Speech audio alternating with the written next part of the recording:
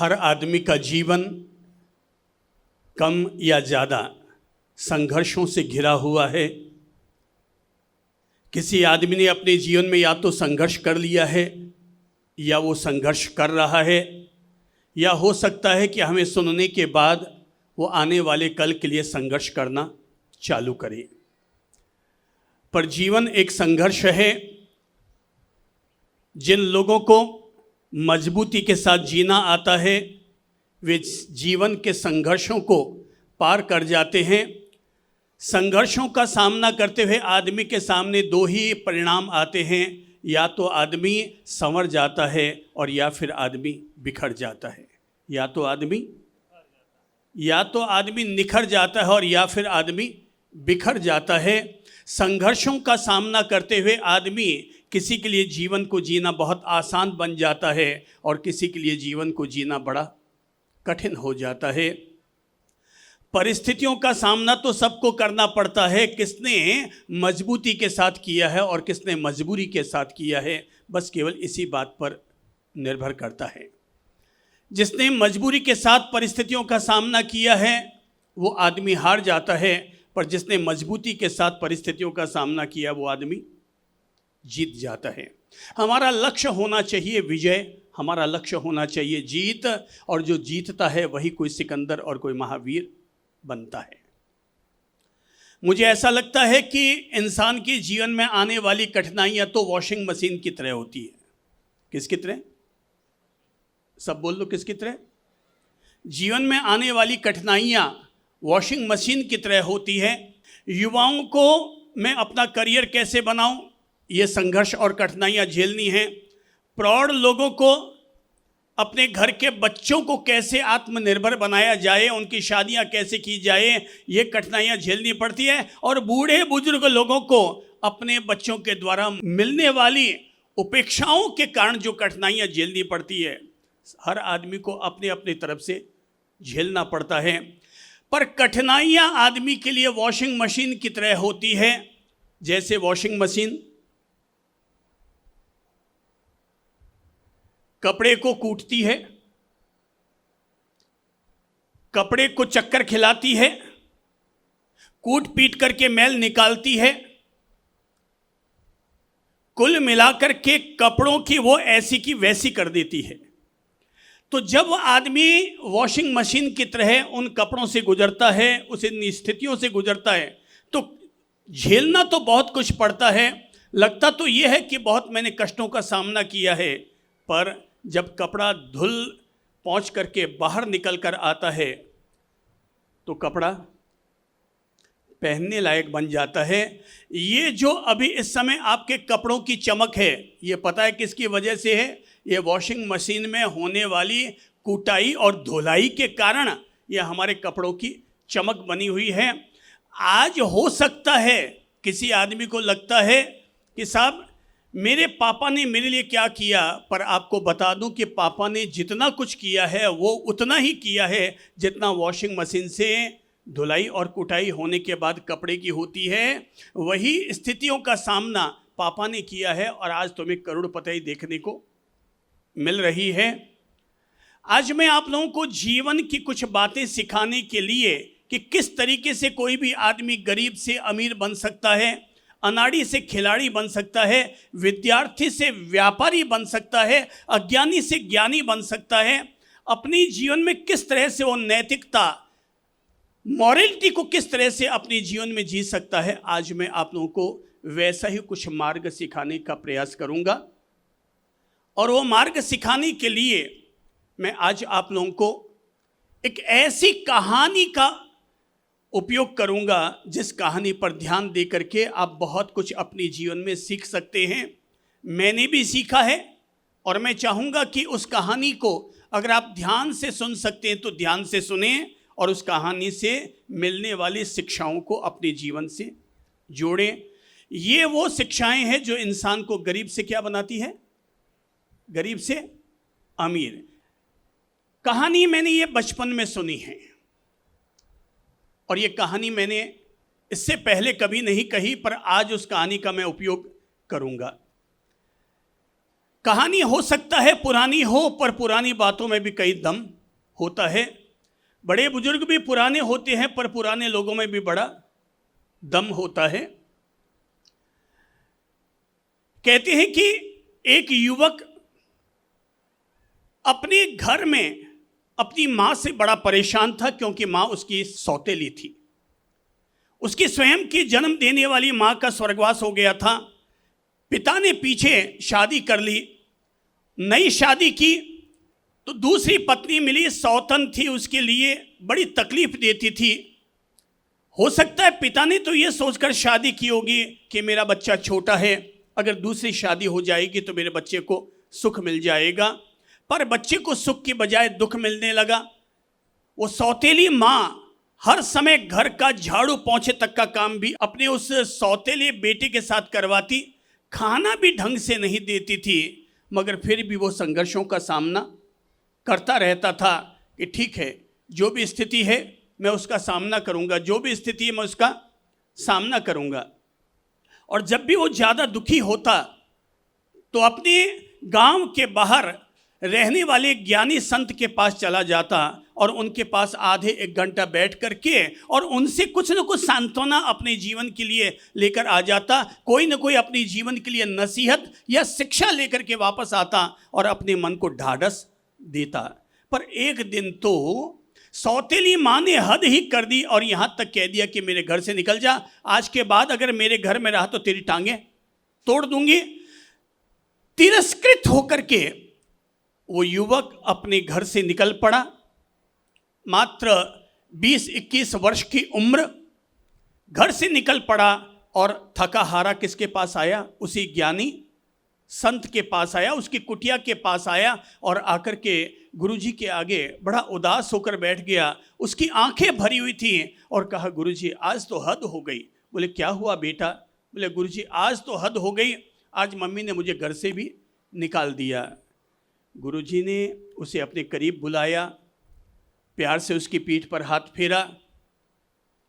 संत लोग होते ही हैं इंसान के लिए मील का पत्थर, कि जब कोई भी इंसान के लिए सहारा नहीं बन पाता है तब कोई संत उस आदमी के जीवन को संभाल लेता है और संवार लेता है। संत ने उसे प्यार से सहलाया और कहा कि बेटा अब तुम्हारा क्या निर्णय है? घर से अगर निकाल दिए गए हो तो अब तुम क्या करना चाहोगे? बोले गुरुजी अब दोबारा पाँव तो नहीं रखूंगा घर में, जो भी मुझे ज़िंदगी में करना पड़ेगा मैं करूंगा। मैं अब अपनी ज़िंदगी के नए पथ पर जा रहा हूं, नए मुकाम पर जा रहा हूं और कमाने के लिए परदेश जाता हूं। आप मुझे आशीर्वाद दीजिए, मेरा आप पर बड़ा भरोसा रहा है और आपसे मैं उम्मीद रखता हूं कि आप मुझे आशीर्वाद दीजिए और आशीर्वाद देकर के मुझे यहाँ से रवाना कीजिए कि मैं अपने जीवन के आने वाले संघर्षों का सफलतापूर्वक मैं सामना कर सकूं। आज मैं गरीब हूं पर आने वाले कल को मैं अमीर भी बन सकूं। आज मैं विफल हूं पर आने वाले समय में मैं सफल भी बन सकूं। गुरुजी ने उसे अपने पास बिठाया, आशीर्वाद दिया, पर आशीर्वाद देने के साथ कहा, बेटा आज तुझे रवाना होने से पहले मैं तेरी झोली में कुछ रत्न डाल देता हूं। क्या डाल देता हूं? कहानी को बहुत ध्यान से लीजिएगा। आज मैं तेरी झोली में कुछ रत्न डाल देता हूं। बोले गुरुदेव ये तो बड़ी मेहरबानी हो जाएगी, अगर आप मुझ गरीब पर मेहरबानी करेंगे और मुझे कुछ रत्न दे देंगे तो मेरे लिए आपका ये बहुत बड़ा आशीर्वाद होगा। बोले बेटा मैं तो संत हूँ, मैं तुझे अलग तरह के रत्न दूंगा, पर अगर तू इन रत्नों का ख्याल रखेगा तो ये रत्न तुझे जरूर अमीर बनाएंगे, गरीब से अमीर बनाएंगे और तुझे हर तरह की मुश्किलों और मुसीबतों से बाहर निकलने में तेरी मदद करेंगे। बोले गुरुदेव क्या हुक्म है? बोले बेटा मेरे कुछ अनमोल रत्न हैं, मैंने भी अपने जीवन में जिया है और आज मैं वही रत्न तुझे भी दे देता हूँ। बोले गुरुदेव क्या आदेश है? बोले मेरे रत्न लो, अपने दिल और दिमाग में उतार लो। ये रत्न जो युवक को किसी संत ने दिए थे, ज्ञानी संत ने दिए थे, उन्हीं रत्नों को आप लोग अपने दिल के साथ जोड़ो, दिमाग के साथ जोड़ो, अपने जीवन के साथ जोड़ो और पहले उनको अपने दिमाग में उतार लो। ये रत्न कोई एक दिन में जीने लायक नहीं है। ये जिंदगी भर आपके रत्न काम आएंगे और जीवन की हर मुश्किलों से आपको बाहर निकालेंगे। ज्ञानी संत ने उसे पहला रत्न दिया, बेटा आज तुम यहां से परदेश जा रहे हो तो मेरे पहले रत्न को, अनमोल रत्न को अपने दिमाग में लो। और मेरा पहला रत्न है, भगवान पर हमेशा भरोसा रखो, क्योंकि उनसे कोई न कोई उम्मीद की किरण हमें अवश्य मिल जाती है।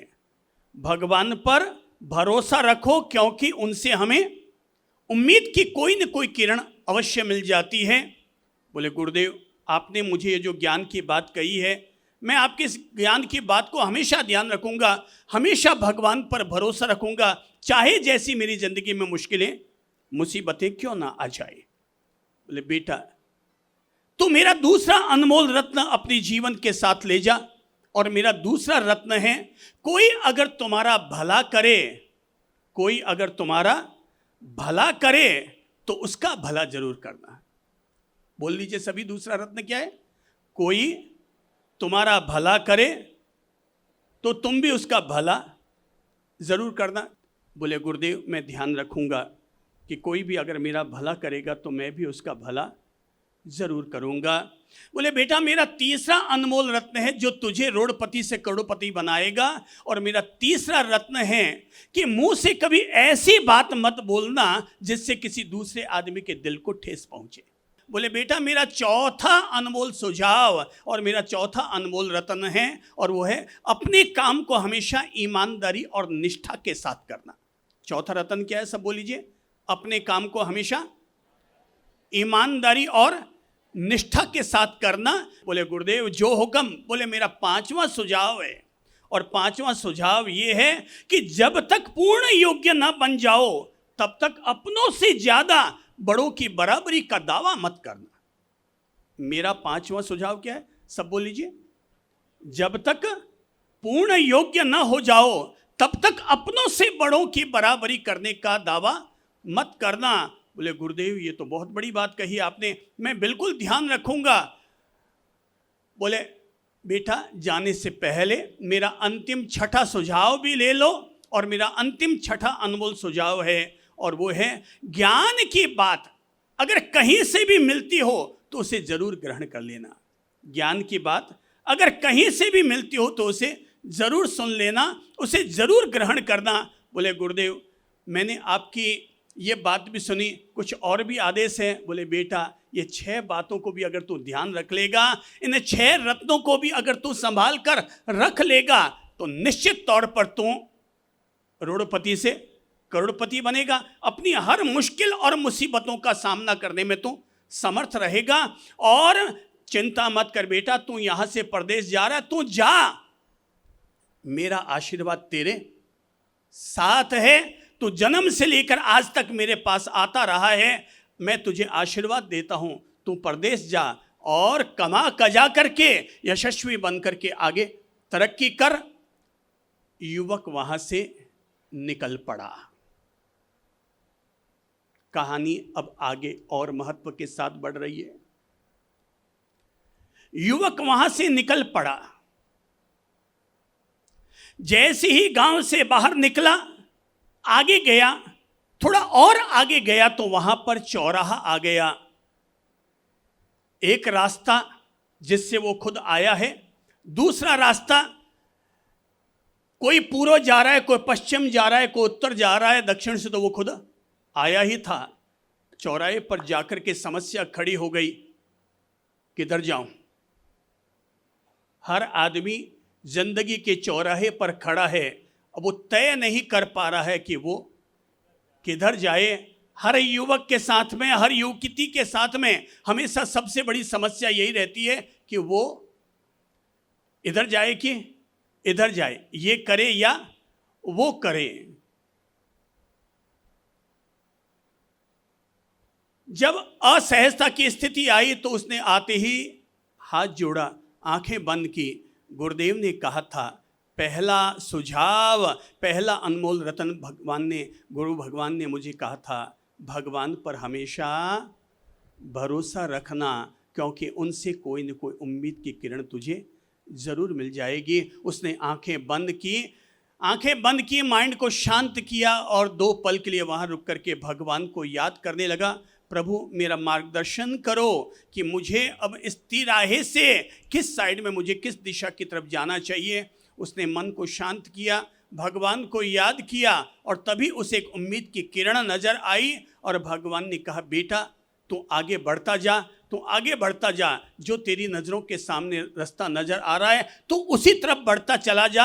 हर आदमी को उसकी अंतरात्मा कोई न कोई तो स्वर देती है और अंतरात्मा से आने वाली आवाज़ हमेशा परमात्मा की ही आवाज़ होती है। वो वहाँ से मिलने वाली किरण होती है और वो सीधी दिशा की तरफ बढ़ गया। पहला मंत्र उसके काम आ गया। वो आगे बढ़ा और आगे बढ़ते बढ़ते जब नगर के करीब पहुंचा तो वहां जाने पर पता चला कि अभी राजा के द्वारा सिपाहियों की भर्ती की जा रही है। तो उसने भी भर्ती में अपनी दरख्वास्त लगा दी। राजा एक एक व्यक्ति को देख रहा था, ठोक बजा करके चेक कर रहा था कि कितना दम है, ये सिपाही बनने लायक है या नहीं है। और राजा ने जब उसको चेकअप किया, हाथों में बड़ी मजबूती थी क्योंकि सौतेली माँ थी। सौतेली माँ ने उससे पहले से ही इतना काम करवा रखा था और जो भी आदमी काम करता है उसकी बॉडी तो मजबूत होती ही है। बॉडी उसी की ढीली ढाली रहती है जो आदमी कोई काम नहीं करता। निकम्मों की ही बॉडी ढीली ढाली रहती है और काम करने वाले लोगों की तो बॉडी हमेशा मजबूत रहती है। तो कद काठी बड़ी अच्छी लग रही थी। राजा ने उसे अपने यहाँ सिपाही के रूप में नौकरी दे दी, अपने यहाँ पर रख लिया। उसने भगवान को याद किया, थैंक यू कहा, क्योंकि भगवान हमारे लिए कोई न कोई उम्मीद की एक किरण कहीं न कहीं से हमारे लिए जगह ही देते हैं। वो वहाँ पर नौकरी करने लगा, सिपाही बन गया। अब उसको अच्छी सैलरी भी मिलने लगी, वहाँ पर ड्रेस भी मिल गई, अपनी स्वयं की सुरक्षा के लिए हथियार भी मिल गए, खाना पीना भी बड़ा आराम से मिलने लगा।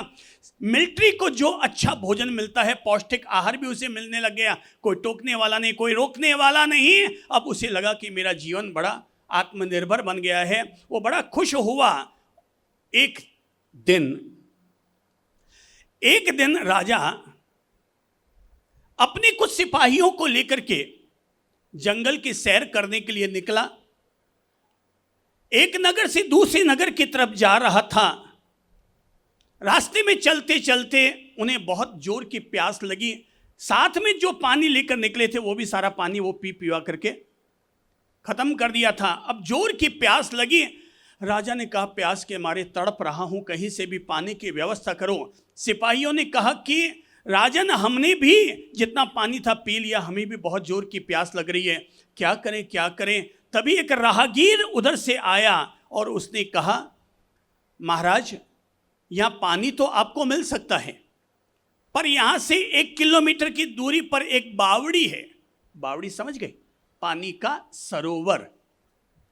तो पानी की बावड़ी है, आप लोग वहां जाकर के पानी पी तो सकते हैं, लेकिन महाराज वहां पर एक बड़ी दिक्कत है। बोले, क्या दिक्कत है? बोले, वहां पर एक दैत्य रहता है, एक दानव रहता है, और जो भी व्यक्ति उस पानी पीने को जाता है, अगर दानव से उसका सामना हो गया तो वो उसको मार मुरा के खत्म कर देता है। मुझे जहां तक जानकारी है, आज तक उस बावड़ी से कोई भी व्यक्ति वापस नहीं आ पाया। मैं अगर आपको अपने गांव से 1 मटका पानी ला के भी दे दूंगा तो क्या होगा? आपके साथ तो 300-400 सैनिक आपके साथ हैं, ये सब के सब पानी को मैं कैसे पिला पाऊंगा? राजा ने अपने सिपाहियों से कहा कि एक काम करो, तुम लोग जाओ और उस बावड़ी से पानी लेकर आ जाओ। पर अब जाए कौन? राजा ने तब अपने सिपाहियों से कहा कि जाओ और पानी वहां से लेकर आओ, पर सारे सिपाही डर के मारे पीछे हो गए। क्यों हो गए? क्यों हो गए? क्योंकि वहां पर बावड़ी पर दैत्य था, सरोवर पर दैत्य या दानव रहता था, सब पीछे खिसक गए। राजा ने उस नए सिपाही को अपने करीब बुलाया, वही युवक जिसकी अपन कहानी कह रहे हैं, उसे अपने करीब बुलाया और कहा, बेटा तू बड़ा मजबूत लग रहा है, तू जा और उस बावड़ी से पानी लेकर के आ जा और पता करके आ कि वहाँ अगर कोई दिक्कत नहीं है तो मैं सभी सिपाहियों को वहाँ पर लेकर के आ जाता हूँ। जब सारे सिपाही पीछे खिसक गए तो उसकी हिम्मत नहीं हो पा रही थी। वो तो वैसे भी सौतेली माँ का सताया हुआ था, हिम्मत नहीं हो पा रही थी, पर मना किस मुंह से करे। उस राजा ने कहा, बेटा मुश्किल में आ गए हैं, तुम जाओ, तुम हिम्मत करो और बावड़ी के से पानी लेकर आ जाओ या पता करके आ जाओ। तभी उसे अपने गुरुदेव का अनमोल रत्न याद आया। दूसरा रत्न क्या है? सब बोलिए, क्या है रत्न? कोई तुम्हारा भला करे तो उसका भला जरूर करना। सब बोलो, कोई तुम्हारा भला करे तो उसका भला जरूर करना। कोई तुम्हारे काम आ गया है तो उसके काम जरूर आना। तो बोले, अब मैं राजा को मना भी कैसे करूं, हिम्मत भी नहीं हो रही है, पर मना भी तो मुंह से मैं कैसे करूं क्योंकि इन्होंने मेरा भला किया है।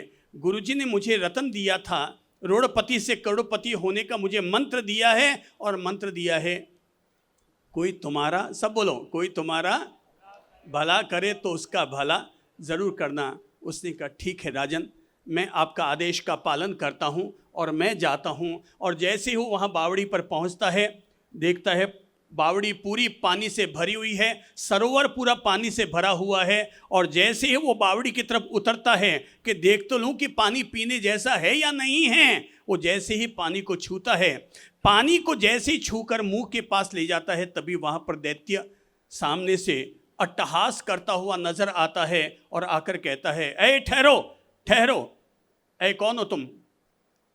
बोले, महाशय, पास में सेना आई हुई है, सभी लोग प्यासे हैं, आप उपकार कीजिए और उनको पानी पीने की अनुमति दीजिए। अनुमति की बात छोड़ो, तुम हो कौन?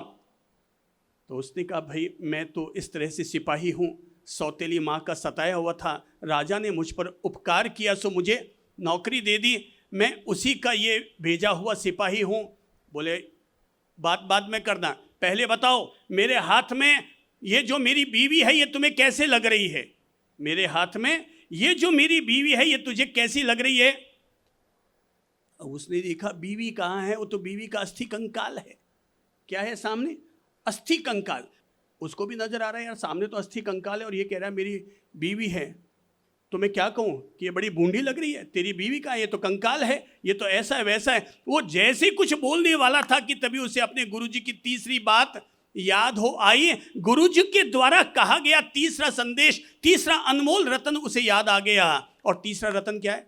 अपने मुंह से ऐसी बात कभी मत निकालना जिससे किसी दूसरे को ठेस पहुंचे। और उसे जैसे ही ये बात याद हो आई कि गुरुजी ने कहा था कि ऐसी बात कभी भी अपने मुंह से मत निकालना जिसको सुनकर किसी के दिल को ठेस पहुंचे।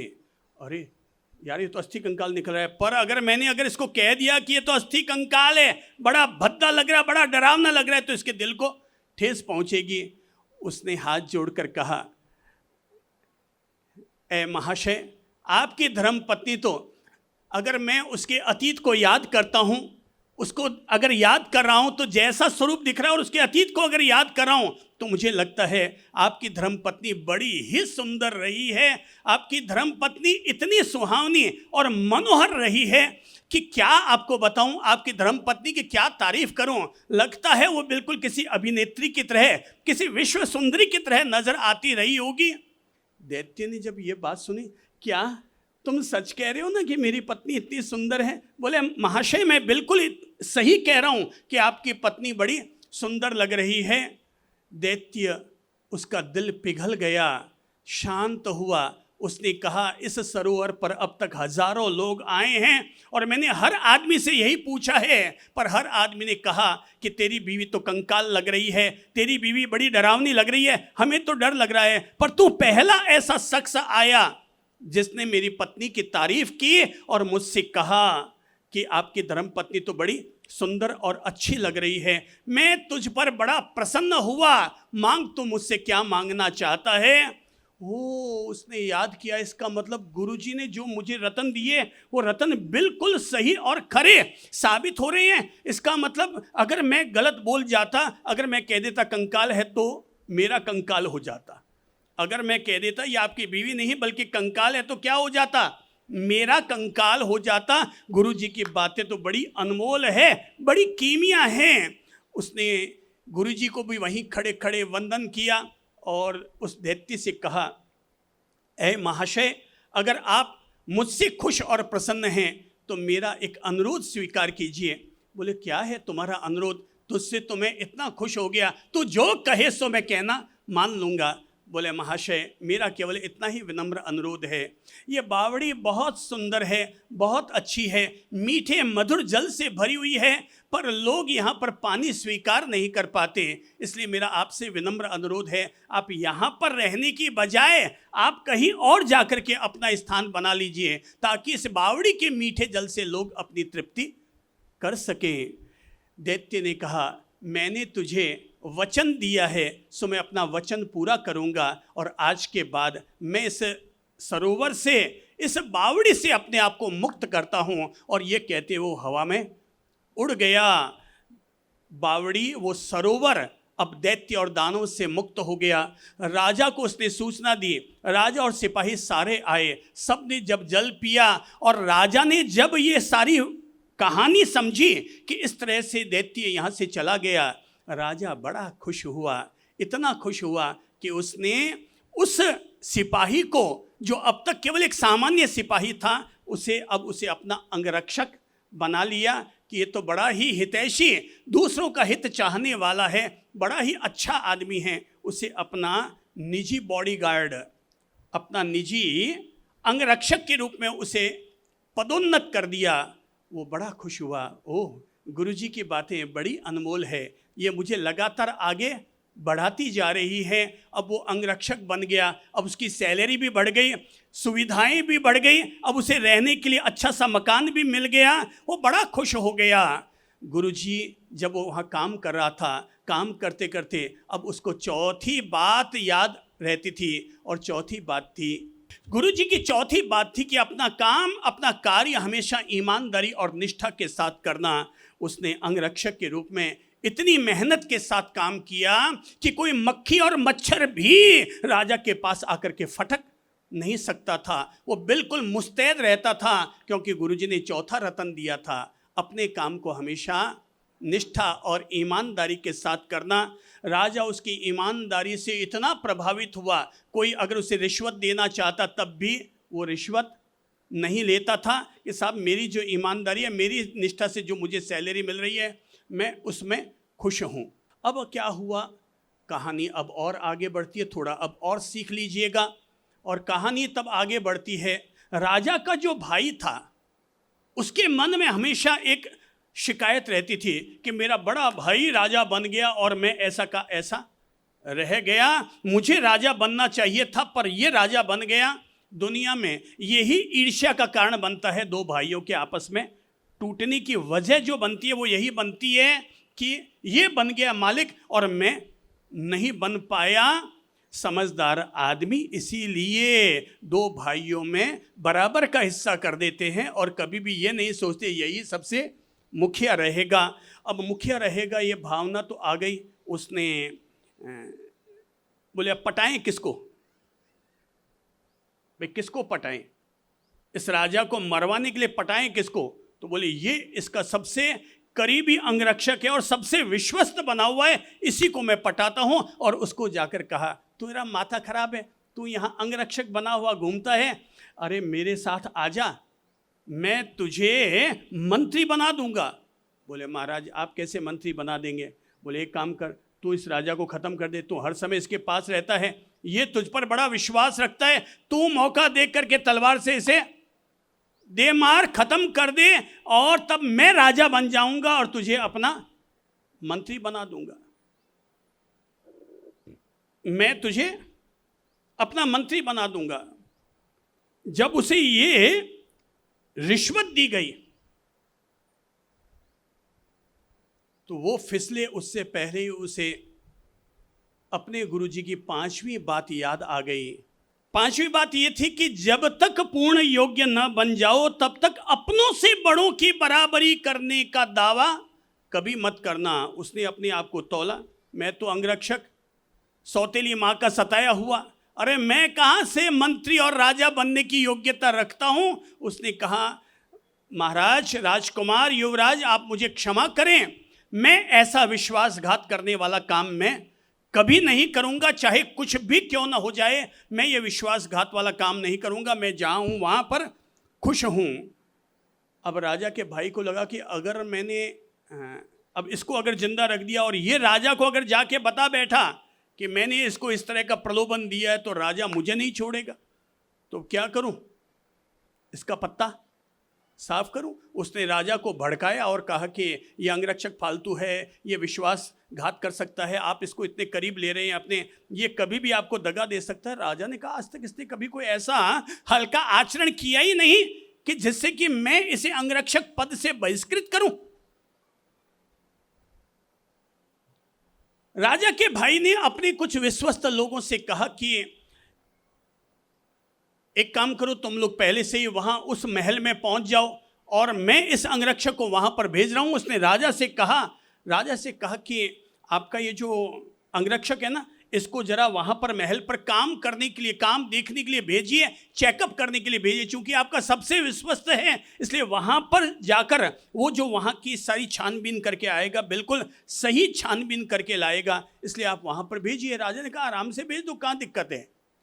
अब उसने क्या गेम खेल रखा है, वहां पर पहले से ही संदेशा भेज रखा है और वहां पर कहला रखा है कि जो भी यहां पूछने के लिए आए तुमसे कि काम हो गया, ये सुनते ही उसकी धड़ अलग कर देना। अब भाई वो अंगरक्षक वहां से रवाना हुआ उस महल को चेकअप करने के लिए, वहां का कामकाज देखने के लिए चलता जा रहा था घोड़े पर कि अचानक उसने बीच में देखा कि कहीं पर सत्संग हो रहा है, कोई संत अपना दिव्य प्रवचन दे रहे हैं, और तभी उसे अपने गुरुजी की छठी बात याद आई। क्या है छठी बात? ज्ञान की बात कहीं से भी मिले तो उसे जरूर सुनना, उसे जरूर ग्रहण करना। तो उसने जैसे ही देखा कि यहाँ पर क्या चल रहा है, प्रवचन, यहाँ सत्संग चल रहा है, धर्मवाणी चल रही है, और गुरुजी ने कहा था ज्ञान की बात कहीं से भी मिले तो वहाँ से ज़रूर लेना चाहिए। अब वो वहाँ पर बैठ गया, प्रवचन चल रहा है तो सत्संग चल रहा है, 1.5-2 घंटा सत्संग चला। तो गुरुजी ने अपनी तरफ से कहा कि भाई सत्संग चल रहा है, सत्संग करने के बाद सभी लोग यहीं पर ही भोजन प्रसादी ले लेना, और भोजन प्रसादी ले लो तो वापस में 2 घंटे के बाद में मैं फिर वापस दोबारा सत्संग भी यहाँ पर करूँगा। उसे लगा कि यार मैं तो चला जाऊंगा, आज नहीं तो कल चला जाऊंगा, वहाँ काम ही तो चेकअप करने के लिए जाना है। वो वहीं पर बैठ गया, खाना वाना खाया, फिर दोपहर का सत्संग सुना, थक गया। बोले आज जब यहीं पर आराम करता हूँ, कल सुबह सुबह यहाँ से रवाना होऊंगा। उधर घटना ये घटित होती है कि शाम को 4-5 बजे राजा के भाई के मन में आता है कि यार वहाँ से अभी तक कोई समाचार भी नहीं आया, कहीं कोई वो भाग तो नहीं गया, मैं जाता हूँ चेकअप करने जाता हूँ। वो अपने महल से या नगर से रवाना होता है वहाँ जाने के लिए। वहाँ पहुँचते पहुँचते रात हो जाती है, और जैसे वो वहाँ अपने घोड़े पर पहुँचता है और ज़ोर से आवाज़ लगाता है अपने सिपाहियों को, काम हो गया। क्या आवाज़ दी? सब बोलो क्या हुआ? काम हो गया। और ये सुनना था कि नीचे दरवाजे के, मुख्य दरवाजे के पास जो सिपाही खड़ा था उसने दूर से ही वहाँ से 2 तीर चलाए, और राजा का भाई वहीं पर धड़ाम से नीचे गिर पड़ा, धड़ नीचे आ गई। किसी ने आकर के तलवार से गर्दन काट दी, और जब अगले दिन सुबह हुई तो पता चला कि राजा का भाई मर गया। अब वो जब वहाँ पहुँचा तो देखा ये सब माजरा, राजा के पास सूचना पहुंची, राजा खुद वहां उपस्थित हुआ। बोले ये सब हुआ कैसे, मेरे भाई को किसने मार दिया? तब सारी कहानी खुलती है और राज खुलता है, और राज खुलने पर राजा उससे पूछता है कि जब मेरे भाई ने तुझे वहां भेजा तो तू बीच में क्यों रुक गया? बोले उसने सारी आप बीती सुनाई, अपने बचपन की बात सुनाई, सौतेली माँ की घटना सुनाई, अपने गुरुजी के द्वारा कहे गए 6 वचनों को उसने सुनाया, और कहा कि मेरे गुरुजी ने मुझे जो 5 वचन जो पहले कहे थे वो बिल्कुल सही साबित हुए। 6ठा वचन था उनका, अनमोल सुझाव था कि ज्ञान कहीं से भी मिले वहाँ से जरूर ले लेना। सो मैं अपने गुरुजी के वचन का सम्मान करने के लिए वहाँ पर बैठ गया और संत का प्रवचन, संत की वाणी सुनने लगा। राजा उससे इतना प्रभावित हुआ कि राजा उसे अपने नगर पर लेकर आया, उसका स्वागत किया। राजा ने कहा मैं जिस भाई को अपना भाई मान करके उस पर इतना भरोसा करता था, वो तो नालायक साबित हुआ और तू परदेश से आया और मुझ पर इतना ध्यान रखा, तूने मेरी जिंदगी बचा करके रखी। राजा ने अपनी बेटी की शादी उस युवक से करवा दी, उस युवक को अपना भावी उत्तराधिकारी घोषित कर दिया और इस तरह से एक रोड़पति करोड़पति बन गया, एक कल का भिखारी आज राजा बन गया। अपने गुरु के द्वारा कहे गए उन 6 वचनों के कारण वो आदमी अपनी हर मुश्किल, हर मुसीबतों का सामना करने में समर्थ हो गया। तो आज मैंने आप लोगों को जो कहानी कही है, वो कहानी हम सब लोगों के काम की है। ये मैंने वो कहानी कही है जो कहानी कभी मैंने अपने बचपन में पढ़ी थी। मैंने भी इनमें से कुछ बातों को अपने जीवन के साथ जोड़ा है और मैं इसी उम्मीद के साथ आप लोगों को मैंने ये कहानी कही है कि आप भी अपने जीवन के साथ इस कहानी को जोड़ेंगे और इस कहानी में रहने वाली 6 शिक्षाओं को अपने जीवन में कुछ जोड़ेंगे और कुछ सीखने का प्रयास करेंगे। पहली बात क्या है? भगवान पर हमेशा भरोसा रखना, क्योंकि उनसे कोई न कोई उम्मीद की एक किरण हमें ज़रूर मिल जाती है। यहाँ पहले चरण में ये बात हमें सीख लेनी चाहिए। यहाँ दुनिया में उस पर कभी अपना भरोसा मत छोड़ो, फिर चाहे आप उसको नाम गॉड कहो, अरिहंत कहो, ईश्वर कहो, अल्लाह कहो, गुरु नानक कहो, XYZ, वो जो सुप्रीम पावर है, उस सुप्रीम पावर को कभी भी दरकिनार मत करो। हमेशा ये ध्यान रखो कि हो सकता है मैं कोई अच्छा या बुरा करूं, मैं किसी और की नज़र से बच सकता हूं, पर उसकी नज़र से तो मैं नहीं बच सकता। ज़रा सोचो कि अगर अपन 4 दरवाज़ों के भीतर चले जाएं, 4 कमरों के भीतर चले जाएं और वहां पर दरवाज़ा बंद करके कोई काम करें, तो हम ये तो कह सकते हैं मैंने पड़ोसी से बचा लिया अपना काम, मैंने अपनी मम्मी से बचा लिया, पापा से बचा लिया, पत्नी से भी अपना ये गुप्त काम मैंने बचा लिया। पर ऊपर वाले से कैसे बचाओगे? जो तुम्हारे खुद के भीतर है, जो पूरे ब्रह्मांड में व्याप्त है, उससे अपने आप को कैसे बचा पाओगे? भरोसा रखो, उस पर भरोसा रखो। जब कोई और भरोसे लायक नहीं रहता, तब कोई न कोई एक तो हमारे लिए वो भरोसे लायक रहता ही रहता है। इसलिए पहले चरण में हमें ये सीख लेना चाहिए कि मैं उस पर कभी अपना भरोसा नहीं छोड़ूंगा, चाहे जैसी जीवन में घटना दुर्घटना भी क्यों ना हो जाए, पर जब तक हमारे भीतर सांस चल रही है हमें उस पर अपना भरोसा बनाए हुए रखना चाहिए। हम लोग भी तो आखिर जंगलों से गुजरते हैं, जंगलों से गुजरते हैं, जंगलों में प्रवास करते हैं। ये आपके धर्म की साध्वियां तक भी आप अपनी बेटी को तो शायद रात को 11 बजे अपने घर से भी बाहर निकालने की नहीं सोचते होंगे, पर वो साध्वी बनी हुई एक स्कूल के बरामदे में 2 साध्वी जी 3 साध्वी जी वहाँ पर प्रवास कर रही हैं और बाहर बरामदे में सोई हैं। किसके भरोसे? ऊपर वाले के भरोसे कि जिसके लिए हमने अपना जीवन समर्पण किया है वो हमारा ध्यान जरूर रखेगा। भाग्य के अगर 99 दरवाजे बंद हो जाए तब भी उस पर भरोसा रखना कि भाग्य हमारा कितना भी रूठ गया हो और भाग्य के 99 दरवाजे बंद हो गए हो, तब भी वो हमारे लिए कोई ना कोई एक दरवाजा तो हमारे लिए वो खोल ही देगा। इसलिए जब तक सांस है तब तक आस है, जब तक सांस है तब तक आस है। दूसरा मंत्र था, दूसरा रतन था, कोई तुम्हारा भला करे तो उसका भला जरूर करो। ये बात हर आदमी को अपने दिल में जरूर उतारनी चाहिए कि कोई तुम्हारा जिसने भला किया। अरे भाई, दुनिया में 2 किस्म के लोग होते हैं, एक तो वे जो भला करने वाले के बदले में भला करते हैं, दूसरे किस्म के लोग वे होते हैं जिस पर कितना भी भला कर दो फिर भी वो हम पर बुरा ही करते हैं। आम आदमी की ये शिकायत रहती है कि साहब मैंने तो उसका इतना भला किया मगर वो तो मेरे साथ वापस बुराई करने पर तुला हुआ आया है। हर जेठानी कोई शिकायत रहती है अपनी देरानी से, मैं तो भी वास्ते तो करियो बा हमारे वास्ते पाछी कहीं काम ही नहीं। हर सासू को ये शिकायत रहती है, मैंने तो अपनी बहू के लिए इतना किया, अपने हाथ के सोने के कड़े तक निकाल निकाल करके मैंने उसको चढ़ाए और आज वो मुझे अकेली छोड़कर चली गई। मैं सबसे कहूँगा किसी ने तुम्हारा भला किया, जिंदगी में कोई तुम्हारे काम आ पाया, उसके काम जरूर आओ। ये धर्म है, ये धर्म है। और धर्म क्या है? कोई तुम्हारे काम आ पाया। हो सकता है कोई तुम्हारे काम नहीं आया, तुम फिर भी अगर उसके काम आ गए, ये तो देवताओं वाला काम हो गया कि कोई तुम्हारे काम नहीं आया। फिर भी आप उसके काम आ गए। ये कौन सा व्यवहार हो गया? ये देवों जैसा व्यवहार हो गया।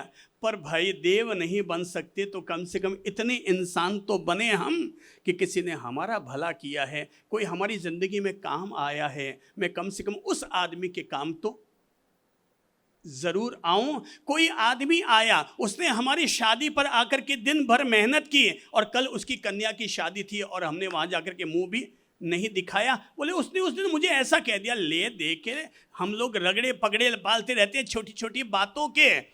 भाई बातों को फेंको, क्योंकि बातों का कोई अर्थ नहीं होता है। बातें केवल एक निमित्त बनता है और बात बन जाती है, बिगड़ जाती है, पर उस बात के कारण हम जिंदगी भर के रिश्तों को क्यों खत्म कर देते हैं? एक बात कह दी, उस समय हो गया, बात निकल जाती है। भाई भाई होते हैं, कोई बात निकल गई। अब उस बात को लेकर के क्या हम रिश्ते अपने इतने खत्म कर देंगे? ओ मेरे प्यारे प्रभु, मैं ये कहना चाहूँगा कि कोई अगर हमारा भला करे तो उसका भला ज़रूर करो। कोई अगर हमारी ज़िंदगी में काम आ गया, उसके काम ज़रूर आओ। दुनिया में दो किस्म के लोग होते हैं, एक होता है कृतज्ञ और दूसरा होता है कृतघ्न। सब बोल लो, क्या क्या शब्द कहे मैंने? एक होता है कृतज्ञ और दूसरा क्या होता है? कृतघ्न। कृतज्ञ कौन होता है? जो भला करने वाले के वापस काम आता है। और कृतघ्न कौन? जो भला करने वाले का भी बुरा करने के लिए तत्पर हो जाता है, वापस उसके काम नहीं आता, उसी को हम कहते हैं कृतघ्न। अर्थात कोई हमारे काम आया, साहब मुझे पता है इस आदमी की क्या अहमियत है, ये मेरी गरीबी में काम आया हुआ आदमी है। बोले साहब आप इस आदमी को अहमियत देते हैं, इस आदमी को? बोले भाई हो सकता है तेरी नज़र में ये आदमी हल्का होगा, पर यह आदमी मेरे लिए बहुत करीबी है, क्योंकि ये मेरे कब काम आया हुआ है? मेरी कठिनाइयों के दिनों में ये मेरे काम आया हुआ है। कभी कृष्ण भगवान ने कहा था, ऐ कल्याणी, तूने कभी मेरे हाथ की अंगुली से बहने वाले खून को रोकने के लिए अपनी चुनरिया को फाड़ा और मेरे पट्टी लगाई। वक्त आने पर मैं इसके एक एक धागे का मोल चुकाऊंगा।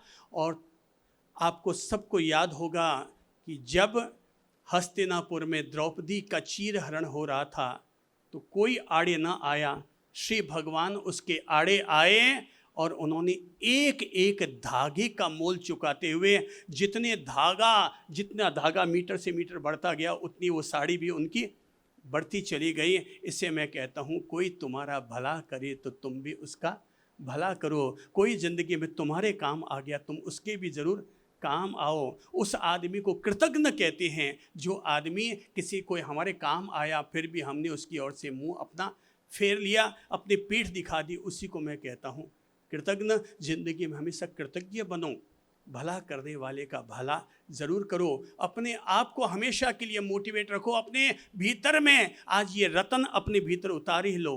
कम से कम मैं काम तो सबके आऊँगा, पर उसके काम तो ज़रूर आऊँगा जो मेरी ज़िंदगी में कभी काम आया है, जिस व्यक्ति ने कभी मेरी ज़िंदगी में मेरा साथ दिया है।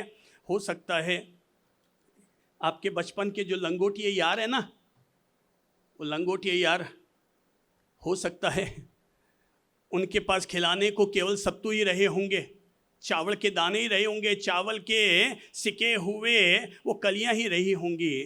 पर बचपन में खाए हुए उन सत्तुओं को मत भूलो और कृष्ण की तरह ही सही वापस उस सुदामा का कर्ज ज़रूर उतारो, उन चावल के सत्तुओं का कर्ज ज़रूर उतारो। कोई अगर हमारे काम आया है, उस आदमी के काम ज़रूर आओ। तीसरी सिखावन थी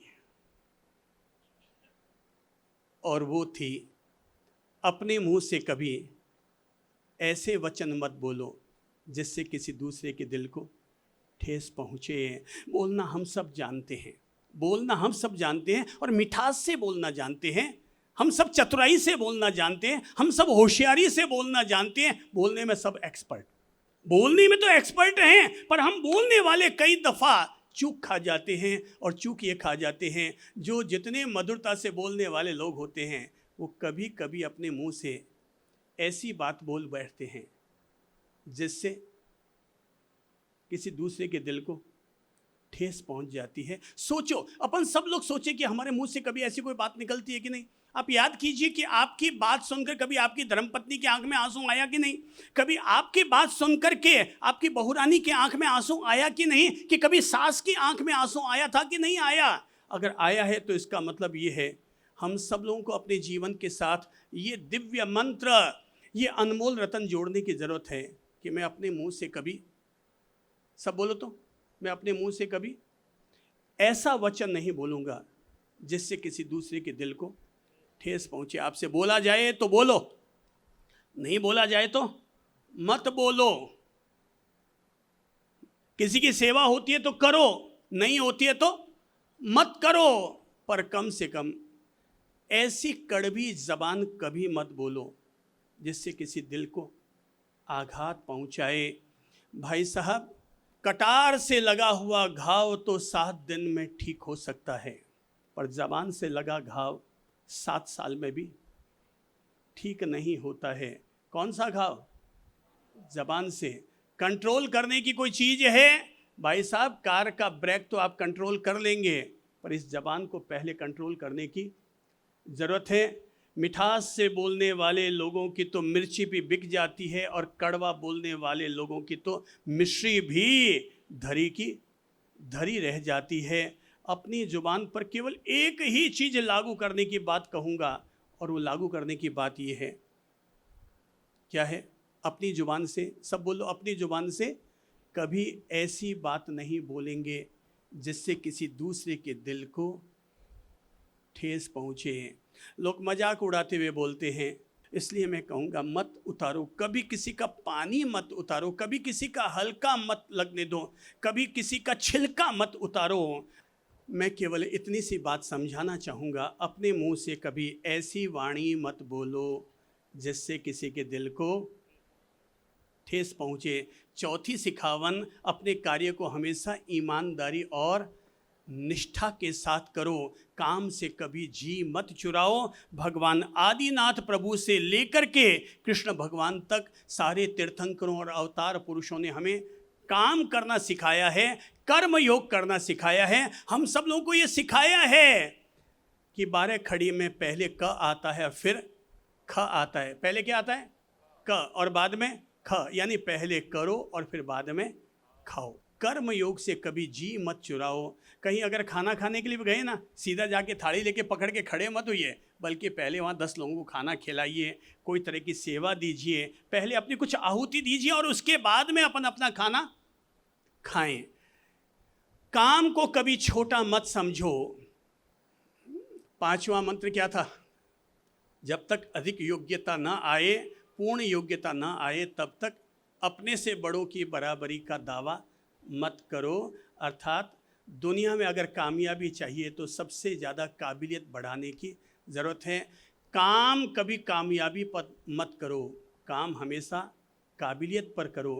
काबिलियत बढ़ेगी तो कामयाबी तो झक मार के अपने आप आएगी। कामयाबी परिणाम है और काबिलियत हमारा पुरुषार्थ है। और एक बात तय है, 1000 दिन अगर हमने किसी भी कार्य के लिए अगर दे दिए, सब बोलो क्या लाइन, कितनी लाइन गई मैंने? 1000 दिन। हो सकता है आपके सामने कंफ्यूजन है, मैं इंजीनियरिंग पास करूं या डॉक्टरी पास करूं, मैं इंजीनियरिंग की पढ़ाई करूं या डॉक्टरी की पढ़ाई करूं। आप डॉक्टरी में जाएंगे तब भी पास होंगे और इंजीनियरिंग में जाएंगे तब भी पास होंगे। केवल अपने 1000 दिन दिल से उसके लिए लगाने की जरूरत है। और जिस भी व्यक्ति ने जिस क्षेत्र में भी 1000 दिन अगर लगा दिए, उस आदमी का रॉकेट उड़ना तय है, उस आदमी का चंद्रयान ठेठ चंद्रलोक तक पहुंचना तय है। क्या कहा मैंने? वो कहते हैं साहब डॉक्टरी की पढ़ाई करूंगा तो बड़ी अनजान है, वो कहते हैं इंजीनियरिंग की पढ़ाई करूंगा तो अनजान है। मैं आप सबसे पूछूंगा, भाई साहब जब आप 10वीं से 11वीं में चढ़े थे तो 11वीं की पढ़ाई आती थी क्या? है? नहीं आती थी ना, वो अनजान थी, पर हाथ डाला और साल भर उस पर मेहनत करते रहे, पास हुए कि नहीं हुए? दैट मीन्स किसी भी चीज़ के लिए आप हाथ डालो और लगातार लगे हुए लग जाओगे, सफल होना क्या है? तय है। कोई आदमी एमएलए की टिकट पर खड़ा होता है, कौन हारता है और कौन जीतता है? हारता वो है जो अचानक टिकट लेकर आता है और लोगों से वोट मांगने लगता है। और जीतता कौन है? कौन जीतता है? जो पहले से ही अपनी तैयारी में लग चुका है और शहर में उसने अपने काम करके दिखा दिया। वो आदमी जीतेगा, उससे कोई रोक नहीं सकता जीतने से। काम करने की ज़रूरत है, अपने हर कार्य को निष्ठापूर्वक करो, पूर्ण योग्यता हासिल करो। योग्यता जिसके पास है। 3 इडियट फिल्म कितने लोगों ने देखी है? अच्छा, काफ़ी लोगों ने देख रखी है और उससे आप सब लोगों ने सीख रखा होगा ना कि काबिलियत बढ़ाओ, कामयाबी तो अपने आप आएगी ही आएगी। वो आमिर खान एक बात कहता है और बात ये कहता है कि भाई हर क्लास में ज्ञान बंट रहा है, किसी भी क्लास में चला जाऊं उससे क्या फ़र्क पड़ता है? जिस क्लास में जाऊंगा हर क्लास में मुझे ज्ञान ही तो ज्ञान मिल रहा है। और मैं कॉलेज में डिग्री हासिल करने के लिए नहीं बल्कि ज्ञान पाने के लिए मैं यहाँ पर आया हूँ। ये बहुत बड़ी बात है, सीखने जैसी है। और अंतिम रतन, अंतिम सुझाव ये है, ज्ञान कहीं से भी मिल जाए ज़रूर सुनो, उसे ज़रूर ग्रहण करो। अगर ज्ञान के प्रति, एजुकेशन के प्रति हमारा युग जागृत हुआ है तो युग ने तरक्की की है। अगर हमारे घर के हर मेंबर अगर एजुकेशन और ज्ञान के प्रति, नॉलेज के प्रति अगर हम जागरूक होंगे, हर व्यक्ति आगे बढ़ेगा। बात समझ लो, लास्ट में सब लोग क्या कहा है मैंने? शिक्षा के प्रति, ज्ञान के प्रति कोई भी व्यक्ति अपने आप को गंभीर करेगा और अपने आप को लगाएगा, वो जरूर आगे बढ़ेगा। मेरे प्यारे भाई बहनों, नॉलेज को महत्व दो, ज्ञान को महत्व दो, शिक्षा को महत्व दो। अगर कहीं संत वाणी सुनने को मिले ज़रूर महत्व दो, वहाँ ज़रूर जाओ। क्योंकि जो चीज़ वो दे रहे हैं आपको लगता है फोकट में दे रहे हैं, पर वो फोकट की चीज़ आपको रोड़पति से करोड़पति बना सकती है, आपके जीवन के घर के अंधेरे को दूर कर सकती है, आपको उजाले की तरफ लेकर जा सकती है।